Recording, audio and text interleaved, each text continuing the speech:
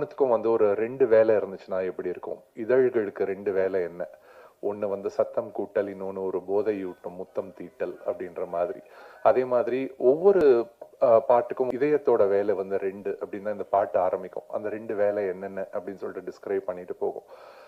ஆனா இதெல்லாம் சொல்லிட்டு வந்து ஆனா இனிமேல் என்னோட விழிக்கு ஒரே ஒரு வேலை தான் இருக்கு. அந்த வேலை வந்து உன்னை பார்க்கறது தான் அப்படின்னு சொல்லிட்டு போற மாதிரியான அந்த ஒரு பாட்டு.